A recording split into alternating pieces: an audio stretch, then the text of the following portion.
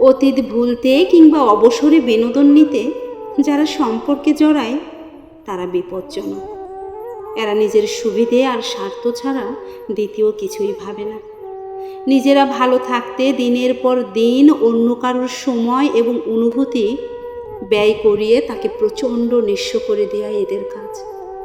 ওরা ভালোবাসে না, ওরা ভালোবাসতে জানেই না, ভালোবাসার অভিনয় করে মাত্র।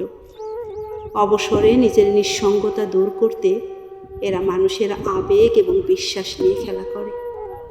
খেয়াল করে দেখবেন, এরা নিজের সুবিধে অনুযায়ী সময় দেবে আপনাকে।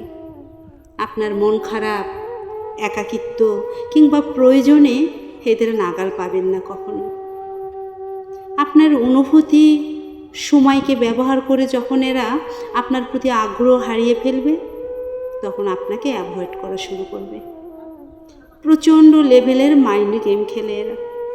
নিজের কোনো প্রকার দোষ না রেখে সম্পর্ক থেকে অনায়াসে বের হতে এরা বাস্তবতার পরিস্থিতির অজুহাতের নাম করে এড়িয়ে চলে, যাতে আপনি নিজেই সম্পর্ক থেকে সরে যান। অতীত ভুলতে কিংবা অবসরে সময় কাটাতে এসব মানুষ ঠিক এমন মানুষদের বেছে নেয় যারা প্রতিশোধ নেবে না কখনো। একটু ইমোশনাল, স্রেফ ভালোবাসা লোভী, সরল এবং শান্ত স্বভাবের মানুষগুলোই তাদের পছন্দের কাতারে থাকে। এরা চালাক চতুর মানুষ একদমই পছন্দ করে না। নিজের দিকটা ঠিকঠাক সামলে রেখে এরা সম্পর্কে ভাসমান অবস্থায় থাকে। যে কোনো মুহূর্তে এরা সম্পর্ক থেকে নিজেকে বের করে নিয়ে আসার ক্ষমতা রাখে। এসব ভণ্ড মানুষগুলো ঠিক যেমন চায় তেমন না হলে এরা সম্পর্ক রাখে না। সম্পর্কে যদি সিরিয়াস হয়ে যান, যদি সত্যি সত্যিই ভালোবেসে ফেলেন, তবে যে কোনো উপায়ে তারা সম্পর্ক থেকে সরে দাঁড়াবে। এরা চায় ঠিক এদের মতোই জাস্ট টাইম পাস করে এমন মানুষকে।